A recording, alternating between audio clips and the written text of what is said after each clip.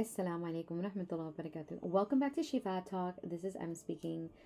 I just really want to take a few seconds and really say I appreciate all of you, even if it's just one person, just sitting here and listening to my voice and my guidance. It means so much to me, honestly. I don't think I've ever really said anything very much personal other than my introduction of my podcast. Ultimately, my dream was to give dawah, to give guidance and a safe space for anyone. I always told anyone, what do you want in this dunya that will take you in the akhirah? Or ultimately, what do you want to bring with you? Or what do you want to leave behind? And I always said, I want to spark up a light inside of someone. I want to give someone hope. I want to give someone happiness. Even if it's just one person, just one. My dream was to teach, to guide, to protect, to give a safe space. So again, I genuinely, with all my heart, I thank you for just taking the time and being here with me. Jazakallah khair. Today's episode, it's about when intimacy was never taught. SubhanAllah, I have such an amazing friends that a lot of these topics that I bring up are something that was hugely covered with me and my friends. And sometimes I'll be inspired when I go to Jum'ah prayer or when I, go to a halaqah. Any little bit of peace I take with me and I share to you. But what if Allah's, presence, feeling, anything, what if Allah feels far away because we lack intimacy, because we never felt safe? And this is, I kind of want to talk about this. When closeness was never taught, it becomes survival. When we're never given this opportunity of safe, peace, comfort, well, it's something that we can say, oh, this is what I want, but it's hard to keep, it's hard to find. And once we receive it, we do something to remove it. But I never really kind of have a huge intro. And, as I'm figuring out this podcast, I want to start implementing introductions. As much as I say, Assalamu alaikum wa rahmatullahi wa barakatuh. This is I'm speaking. I kind of want to go over, touching back from the previous episode and, really setting the reminder of why I'm doing this. And it'll just take a few seconds. So, as because you are growing with me and I'm figuring this out and what kind of style I want, bear with me. I'm going to be using this as a little test subject. But, again, Shifa Talk is a space where we relearn, reprocess, and rediscover ourselves on this journey back to Allah. This is a place for healing, a place for honesty, a place where faith is allowed to meet trauma. Not bypass it. No, we don't want that. And a community with no shame. Everyone is welcomed here. Everyone. Especially those who were never given a space to feel, speak, or exist as themselves. The best of conversations that are the ones that bring us closer to Allah. And we ask that this conversation be filled with barakah. With kindness, with mercy, with guidance for all of us who seek Him. Even when that seeking feels guarded or quiet or unsure. But you guys are probably wondering, well, what kind of topic are we going over that has to do with anything with intimacy? Well, what intimacy really means. Before we go any further, I want to pause and clarify something very, very important. When people hear the word intimacy, most of them automatically think it's husband and wife kind of thing. But that's not because, it's not because they're wrong, right? Of course, that's what the word kind of entails. But intimacy itself is not in that way all the time. Intimacy means being seen without being threatened. It means presence without performance, honesty without punishment, closeness without fear. The intimacy that I kind of want to stray away from, that kind of removes, the idea of a man and a woman. Intimacy itself is about an emotional and spiritual safety. Spiritual intimacy with Allah isn't about bodies, desire, or exposure. It's about being able to show up honestly, to be quiet without guilt, to speak without rehearsing, to sit with Allah without pretending peace. So if intimacy feels uncomfortable or confusing, it doesn't mean there's something wrong with you. It may just mean that intimacy was never safe for you while you were growing up. Or right now. I mean, hey, we never stop aging, right? So we're never not growing up. Allah does not shame you for that, to grow. He wants us to grow. He wants us to evolve. He wants us to learn and to, steer or follow into the right path, right? He invites you. It's up to you if you want to answer that phone call or if you want to, attend to that invitation.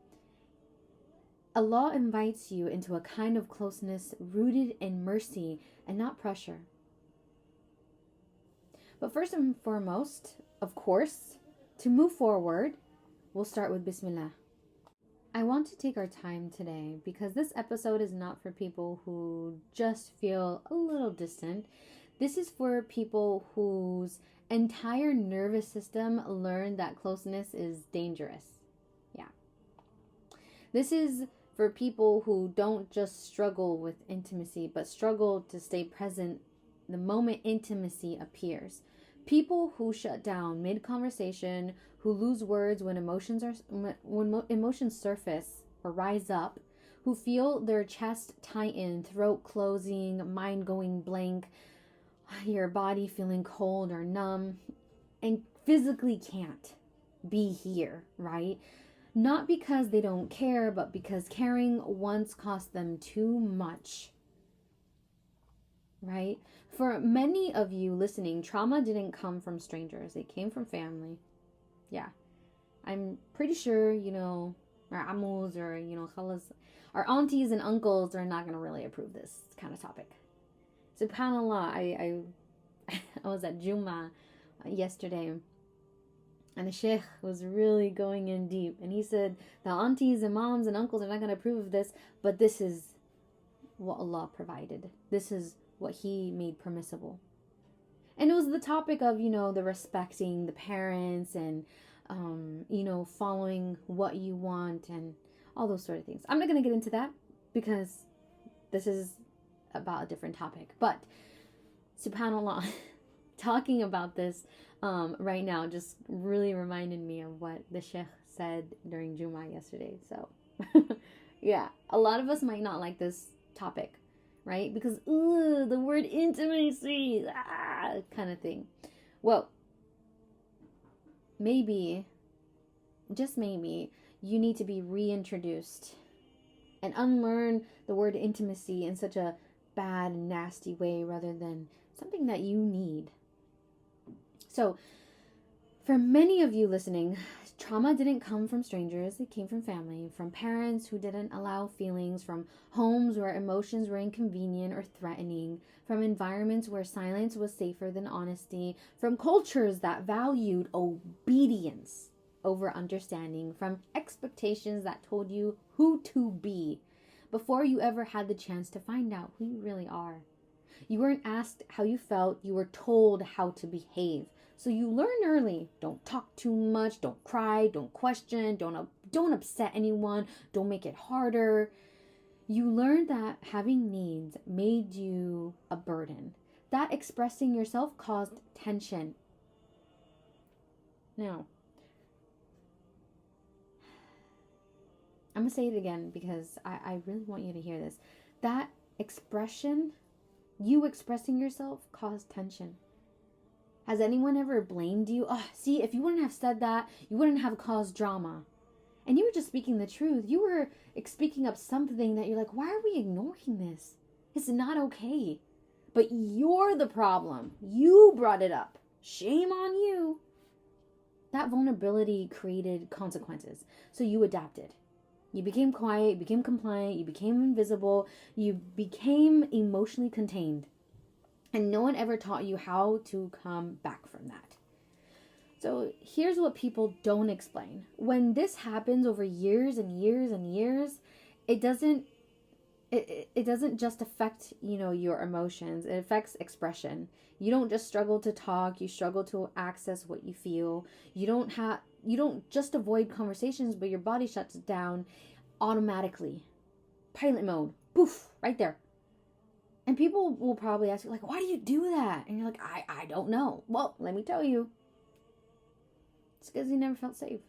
It's because you didn't have the room. It's because you were told, your comfort doesn't matter. Everyone else's does, but not yours.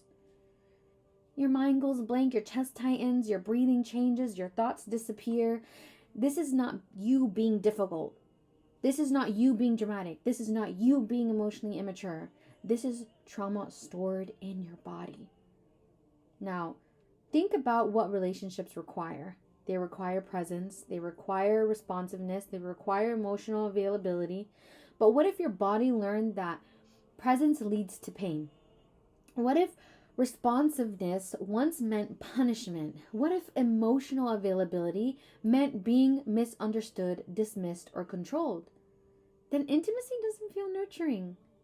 It feels overwhelming. It feels exhausting. It feels unsafe. So if intimacy feels frightening or draining, it's not because you're bad at relationships. And this doesn't stop with people. It carries directly into faith. Prayer asks you to be present with yourself. Du'as ask you to speak honestly. Closeness with Allah asks you to be seen internally. And if being once meant being judged, shamed, ignored, or punished, your body will resist, even if your heart wants Allah deeply. That's not disbelief. That's protection. You are protecting yourself instinctively. This is why some people love Allah but feel anxious around the topic of Him, the thought of Him, being reminded of Him. And not because Allah is unsafe, but because intimacy itself feels unsafe. Because intimacy means exposure, and exposure was never safe. Nope. And here's where this becomes even more painful. When you don't know how to be intimate, you start blaming yourself. Why can't I just open up? Why do I shut down? Why does everyone else connect so easily? Why do I feel awkward? Why am I stiff? Why am I always quiet? Why am I always feeling invisible? Slowly, that confusions turn into shame. Shame around relationships, shame around faith, shame around confidence. You start believing something is wrong with you, and there's not. Those people around you. It was what someone had stored into your life to make you think this is normal. This is okay. This is how you live your life. This is how you function. This is how you think. This is how you act. But listen, you were never taught how to do this. People who grew up with emotional safety learned that intimacy by watching it. They learned how to talk their feelings, how to stay present when uncomfortable, how to ask for support, how to trust being vulnerable in others. If you didn't grow up with that, you weren't broken. You were underexposed. So when someone says just be close to Allah, they are skipping the most important step. You can't be intimate with someone, including Allah, if your body does not feel safe. This is why trying harder spiritually doesn't work, because effort does not heal trauma. Safety does. So what do you do when you don't know how to be intimate? You don't force it. You don't perform it. You don't shame yourself for it. You learn it the way it should have been taught the first time. You start with awareness. You start when you shut down without criticizing yourself. You notice when conversations overwhelm you. You notice when prayer feels heavy instead of grounding. You notice when closeness makes your body tense. That noticing is not failure. That is intelligence. If you know how your body is reacting, if you know what you're feeling, then you know the medicine on how to nurture your body. That is intelligence. You start small. You don't begin with deep conversations. You don't begin with speeches. You don't begin with vulnerability that you're not ready for. You begin with presence. You begin with having patience, with naming sensations instead of emotions. My chest feels tight. My body feels overwhelmed. I feel frozen. And you let that be enough. Just acknowledge it right now. Take that baby step. You begin learning intimacy with yourself first, because if you cannot sit with it on your own, in your own inner world, being intimate with Allah will feel impossible. Then you're going to be mad if you're not completing all these expectations. And you're going to ask yourself, why am I not feeling like this? Why am I not listening? Why am I not getting all these answers? Why am I not crying? Why am I rushing? Be present. Be there for yourself.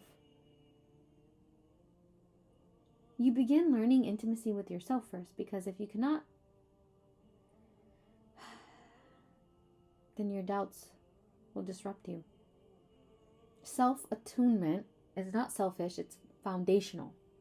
And here's the truth many people need to hear. Your difficulty with intimacy affects your social life, your faith, and your confidence, not because you're incapable, but because you're untrained. Untrained in safety, tongue twister for me, untrained in expression, untrained in presence, and training can happen later on. Allah is not disappointed that you struggle to be close. He is patient with your learning curve. He knows what you were never given. He does not demand what you were never taught. But that doesn't stop you, right? Allah subhanahu wa ta'ala blesses us every single day, which I will say we are not promised. We don't know when we will meet Allah subhanahu wa ta'ala. But right now, in this moment, He is giving you the time to learn Him and learn yourself. You don't have to master intimacy. You just have to stop pushing yourself for not knowing it. Stop punishing yourself. And Allah will meet you exactly where you are. Exactly right here. Be in this moment. Be proud of yourself, even if you feel like you're doing nothing. SubhanAllah, look where you are right now. Look where you are right now. You're here with me. With a closing dua. And I ask you, Allah, you know what we were never taught. You know the silence we learned. You know the moments we froze instead of speaking. Because speaking once made things worse. So Ya Rab, you know how our bodies learned to shut down. You know how closeness became frightening and how vulnerability now never felt safe. How intimacy was never molded with mercy. We ask you. I ask you, Ya Rab, Ya Allah, to teach us gently what safety feels like. Teach our hearts how to stay present without fear of punishment. Teach our voices how to return after years of being held back. Teach our bodies that closeness with you does not require performance or perfection. But Ya Allah, Ya Rahman, if we do not know how to open up, stay patient with us, Ya Rab. Stay patient with us.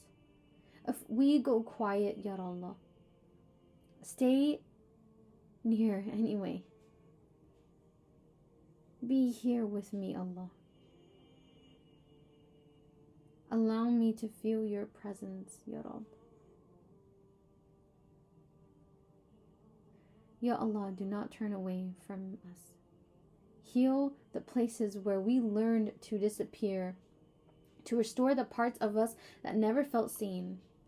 And Ya Allah, give us permission to learn intimacy slowly with you, with ourselves, and with others. And if we all can offer you right now is the willingness to try, to yearn for it, to think about it. Ya Allah, accept it.